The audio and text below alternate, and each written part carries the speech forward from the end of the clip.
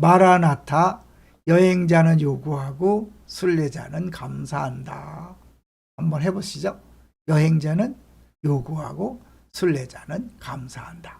오늘 제목을요, 쇠잔하였다를 비밀이로다로 번역해야 하나. 사실 이게 성도님들에게는 큰 의미가 없을 수도 있지만, 그러나 이게 핵심 같아요. 제가 이제 말씀을 준비하면서 일부러 AI에게 묻거든요. 사실 이 내용 어떤가.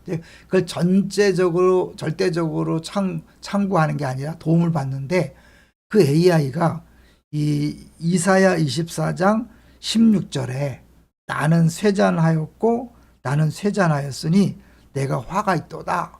이 부분을 쇠잔하였다가 아니라 비밀이다 라고 번역하는 것이 맞다, 그런 거예요. 제가 설교 시간에는 자세히 나눌 수 없었어요. 그래서 다시 추가로 그 근거가 뭐냐라고 이제 물었죠. 그랬을 때 히브리어 원문을 쭉 보여주면서 이 원문에 특별히 이제 요 부분인데요. 요 부분 뭐 우리가 히브리어를 잘 모르잖아요. 요 부분을 한번 생각해 보면 이제 성경 번역자들이 쇠잔하다로 해석한 것은 동사 라자다. 근데 라즈에서 여러 것을 보면 야위다, 쇠잔하다로 그렇게 번역을 하지만 실제로 이 해석을 위해서는 본문에 이 히브리어가 있어요.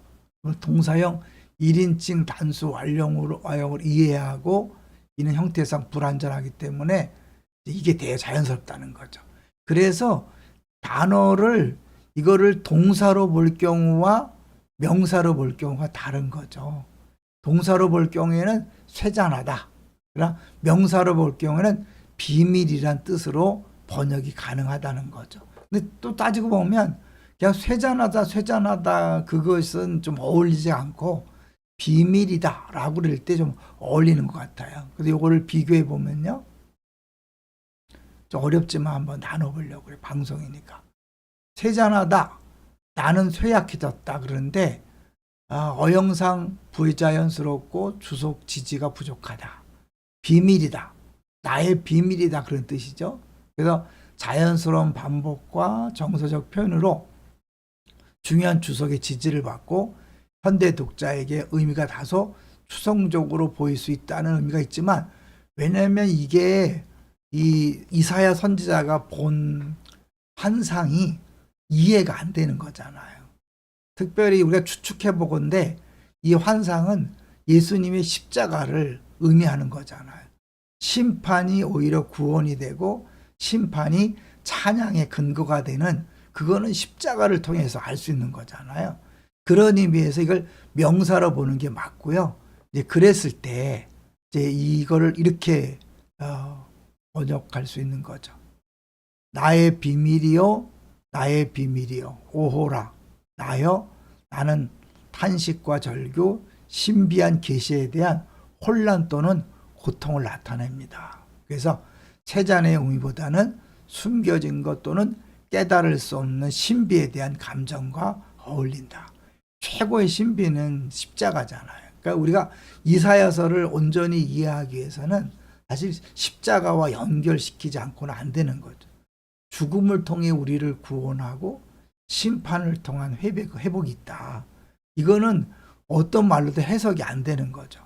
그런데 이 십자가를 통해서 우리가 그것이 무엇인지 우리는 알잖아요. 근데 당시 이사야 선지자는 그것을 보고도 아마 이해가 안 됐을 거예요. 그러니까 우리는 대단한 시대를 살고 있는 거죠. 왜냐하면 예수님의 십자가와 부활을 경험했기 때문에 구약에서는 말도 안 되는 것 같은 일이 많이 있어요. 계속 구약에서 하나님의 공의를 강조하면서 인자를 강조하잖아요. 사랑을 강조하잖아요.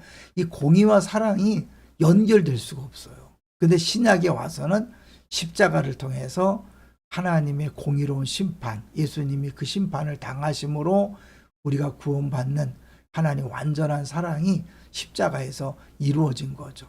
이제 이 얘기를 다시 한번 하고 싶은 건 뭐냐면, 우리 통계 기억하시죠?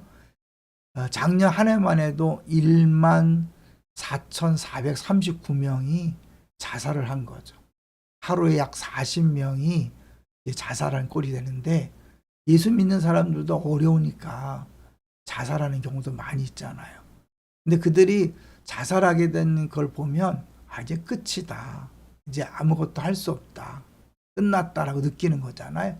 근데 예수님의 십자가는 우리가 끝났다고 생각할 때 찾아온 하나님의 방법이고, 또 하나님의 놀라운 은혜는 우리가 끝났다고 생각할 때 역사하시는 거잖아요. 그런 의미에서 이제 우리 송기록 목사님이 재미있게 표현했잖아요. 이게 밈이라 그래서 요새 사람들이 희망으로 이행시 할 때 망했다. 현실을 보면 망했지만, 그럼 우리 기독교에서 뭐예요? 똑같은 상황이지만 오히려 바라는 거죠. 마침 그 이상 목사님이 그 새벽에도 이 소망에 관한 이야기를 했는데, 우리는 어떤 상황 가운데서도 소망을 가질 수 있죠. 왜냐하면 하나님은 우리가 이해할 수 없는 방식으로 일하시는 분이니까. 우리가 끝났다고 생각할 그때 일하시는 분이니까. 그러니까 우리 하나님을 알면 어떤 상황에서도 절망, 좌절하지 않습니다.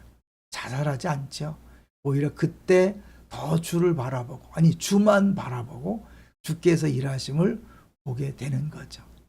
오늘도 살아가면서 때때로 이해가 안 되고 해석이 안 되는 일들을 만날 수 있습니다. 그게 하나님 일하신 방식이니까요. 그럼 우리 십자가를 보면서 그래, 하나님 하시는 일은 이해할 수 없다.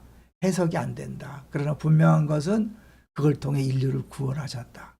우리가 해석이 안 되고 이해가 안 되는 그 일을 통하여 주님은 지금도 일하고 계신다. 반드시 선한 결말이 있다. 선을 이룬다. 선하신 하나님이 결국에는 잘 되게 하실 수밖에 없다. 이 사실을 믿고 오늘도 다시 한번 용기 내서 믿음으로 뚜벅뚜벅 한 걸음씩 걸어가시기를 주의 이름으로 축원합니다. 할렐루야.